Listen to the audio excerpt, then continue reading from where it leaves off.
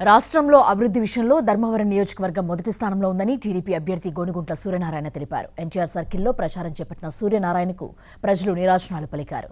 TDP హయాంలో నియోజకవర్గంలో శాంతి భద్రతలు అదుపులో ఉన్నాయని, రౌడీజాన్ని లేకుండా ప్రజలు స్వేచ్ఛగా బతికే విధంగా వాతావరణం ఉందన్నారు. సాగునీటి విషయంలో అధిక ప్రాధాన్యత కల్పించామన్నారు. కులాలకు అతీతంగా ప్రతి ఒక్కరికి సంక్షేమ పథకాలు అందుతున్నాయన్నారు. 2014 నుంచి 2018 దాకా ప్రతి గ్రామానికి, ప్రతి వీధికి, ప్రతి వార్డుకు కూడా దాదాపు 6-7 సార్లు అధికారులందరినీ పిలుచుకొని పోయి వారి సమస్యలన్నీ కూడా పరిష్కరించగలిగాం. కాబట్టి ఈరోజు ప్రజలంతా కూడా బ్రహ్మరథం పడుతున్నారు. ఎక్కడికి వెళ్ళినా సమస్యలు అనేవి మ్యాక్సిమం సాల్వ్ అయ్యాయి. కాబట్టి ప్రతి ఒక్కరూ వచ్చి స్వాగతం పలికి తప్పకుండా తెలుగుదేశం పార్టీని గెలిపిస్తామని చెప్పి వారే ముందుకు వచ్చి చేస్తున్నారు. ఈ నియోజకవర్గంలో దాదాపు 50,000 పెన్షన్లు ఇవ్వగలిగాం. ఎందుకంటే చేనేతలు అత్యధికంగా ఉన్నారు, వారికి 50 సంవత్సరాలకు ఇస్తున్నాం కాబట్టి అన్ని పెన్షన్లు ఇవ్వగలిగాం. అదేవిధంగా ఇంతకుముందు కేవలం 200 రూపాయల పెన్షన్ వచ్చేది, ఈరోజు 2,000 రూపాయలు వస్తూ ఉందంటే వారంతా కూడా చాలా సంతోషంగా ఉన్నారు. ఎవ్వరూ చేయలేని పని చంద్రబాబు నాయుడు గారు చేశారని చెప్పి ఒకే ఒక్క దీంతో వారంతా కూడా చంద్రబాబు నాయుడు బాసటగా నిలిచారు.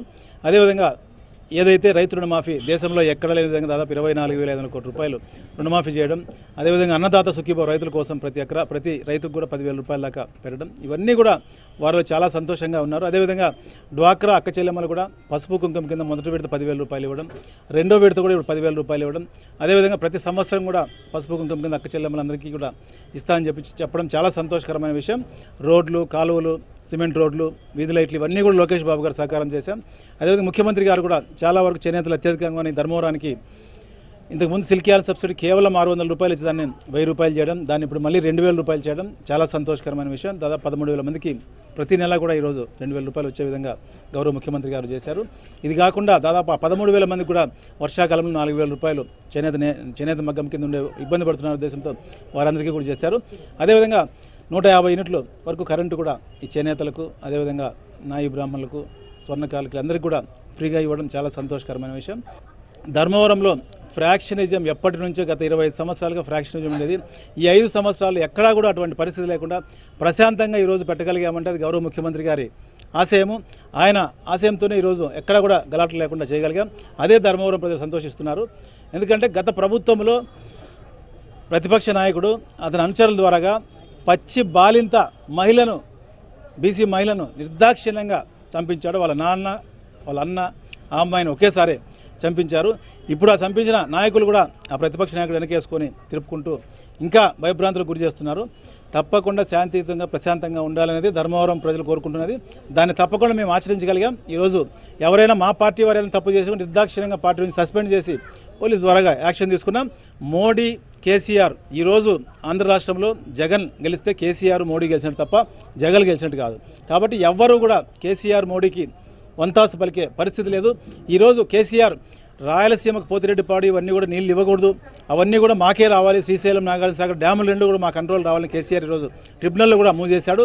అదేవిధంగా పోలవరం కంప్లీట్ కాకూడదు, పోలవరం కట్టకూడదు అని కేసీఆర్ చేస్తూ ఉంటే అటువంటి మనిషితో ఈరోజు జగన్మోహన్ రెడ్డి కేసీఆర్తో మేము పొత్తు పెట్టుకున్నాం, కేసీఆర్ మాకు శ్రేయోభిలాషి అని ఏ విధంగా చెప్తా అంటే తెలంగాణకు సాయం చేసేదానికి నువ్వు ఈ రాష్ట్రంలో పోటీ చేస్తున్నావా, లేదా ఈ రాష్ట్ర ప్రజల కోసం శ్రేయస్సు కోసం నువ్వు పోటీ చేస్తున్నావా, అర్థం కాని పరిస్థితి అయిపోయింది. 2 సంవత్సరాలుగా ప్రజల కోసం అసెంబ్లీలో పాటుపడవలసిన వ్యక్తి కనీసం అసెంబ్లీకి ఆయన కానీ ఆయన ఎమ్మెల్యే కానీ రాకుండా పోవడం ఎంత అధ్వానం ఒకసారి ఆలోచించాలి.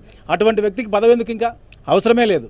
సొంత చిన్నాన్నే చంపుకున్న ఘనత జగన్మోహన్ రెడ్డి గారికి దక్కింది. పట్టిసీమను 1 సంవత్సరంలో కంప్లీట్ చేసి పట్టిసీమ నుంచి ఆ నీళ్ళని తీసుకొచ్చి గోదావరి నీళ్ళు తీసుకొచ్చి కృష్ణా డెల్టాకి ఇవ్వడం, ఏదైతే కృష్ణా డెల్టాకి ఇస్తున్న శ్రీశైలం డ్యామ్ నుంచి అంద్రీనివా ద్వారాగా మన రాయలసీమ జిల్లా కూడా దాదాపు 264 టీఎంసీ 4 సంవత్సరాలు ఇవ్వడం, దాని ద్వారాగానే జిల్లాలో దాదాపు ఈ 4 సంవత్సరాలుగా 200 చెరువుల దాకా నీళ్ళు ఇవ్వడం జరిగింది. దాంట్లో భాగంగా మా అతిపెద్ద చెరువులు బుక్కపట్నం, ధర్మవరం చెరువులు కూడా 2 సంవత్సరాలుగా నీళ్లు కూడా ఇవ్వడం జరిగింది. లాస్ట్ ఇయర్ ధర్మవరం చెరువుకు నీళ్ళు ఇచ్చారు, ఈ సంవత్సరం కూడా నీళ్ళు ఇచ్చారు. ఈ సంవత్సరం పంట కూడా బాగా పండింది. ప్రతి సంవత్సరం కూడా గౌరవ ముఖ్యమంత్రి తప్పకుండా అన్ని చెరువులు కూడా నీళ్ళు ఇవ్వాలనే ఆయనది. ఏదైతే పోలవరం దాదాపు 70% కంప్లీట్ అయింది, వచ్చే సంవత్సరానికి అదంతా పూర్తిగా కంప్లీట్ అయితే అనంతపురం జిల్లాలో ఉన్న 1,200 చెరువులు కూడా నీళ్ళు ఇస్తూ దాదాపు కొన్ని లక్షల ఎకరాలకు ఇక్కడ నీళ్ళు ఇచ్చే అవకాశం కూడా కల్పిస్తున్నారు. కాబట్టి ఎవరెన్ని చెప్పినా గౌరవ ముఖ్యమంత్రి గారు ఆంధ్రప్రదేశ్లో అనంతపురం జిల్లాకు అత్యధిక అగ్రభాగంలో ఇచ్చారు. ఈరోజు కియా ఫ్యాక్టరీ కావచ్చు, అదేవిధంగా రకరకాలుగా ఇండస్ట్రీస్ అన్ని కూడా తీసుకొచ్చి అనంతపురాన్ని అభివృద్ధి పథంలో నడిపిస్తున్నారు. గత 2014లో అనంతపురంలో హార్టికల్చర్ ద్వారా కేవలం 4,000 కోట్ల రూపాయల ఆదాయం వచ్చేది. ఈరోజు గౌరవ ముఖ్యమంత్రి గారు వచ్చిన తర్వాత ఈ 5 సంవత్సరాల్లో ప్రతి సంవత్సరం ఈ 2018 సంవత్సరానికి దాదాపు 16,000 కోట్ల రూపాయలు హార్టికల్చర్ ద్వారా ఆదాయం వచ్చిందంటే అది గౌరవ ముఖ్యమంత్రి చంద్రబాబు నాయుడు గారు ఈరోజు ముందు చూపుతో చేసిన పని. కాబట్టి ఇవన్నీ కూడా జరుగుతున్నాయి. రౌడీజం చేసి ప్రజలను భయపెట్టించి మేమేదో చేస్తాం వస్తే అని భయపడిస్తున్నారు తప్ప ఈరోజు ధర్మవరం నియోజకవర్గంలో ప్రజలు ఎవరు భయపడే పరిస్థితి లేరు. 100% ఖచ్చితంగా 90% ప్రజలు తెలుగుదేశం పార్టీ వైపే ఉన్నారు. అతని కనీసం డిపాజిట్ కూడా వచ్చే పరిస్థితి లేదు. అదేవిధంగా అపార్ట్మెంట్లు కూడా 8,832 అపార్ట్మెంట్ కూడా ఇవ్వగలిగాం. దాంతో మొన్నటి వరకు కొంత 50% ఫ్రీగా వచ్చేది, 50% లోన్గా తీసుకునే పరిస్థితి 300 చదరపడుగులకు అపార్ట్మెంటు. మొన్నటి రోజు గౌరవ ముఖ్యమంత్రి గారు అపార్ట్మెంట్ మొత్తానికి కూడా 300 చదరపడుగుల అపార్ట్మెంట్ అందరికీ కూడా ఫ్రీగా ఇస్తామని చెప్పడంతో ప్రజలంతా కూడా ఇంకా చాలా సంతోషంగా ఉన్నారు.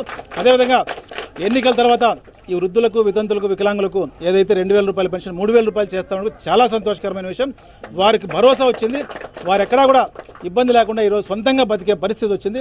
ఈవెన్ అనంతపూర్లో ఉన్న వృద్ధాశ్రమంలో కూడా వృద్ధాశ్రమంలో 100 మంది ఉంటే 80 మందిని వాళ్ళ తల్లిదండ్రులు పిల్లలు పిలుచుకుపోయే పరిస్థితి వచ్చిందంటే గౌరవ ముఖ్యమంత్రి చంద్రబాబు నాయుడు గారు ఈరోజు 2,000 రూపాయలు ఇస్తున్నారు కాబట్టి తండ్రిని పిల్లలు కలిపే పరిస్థితి వచ్చిందంటే అది చంద్రబాబు నాయుడు గారు కనుక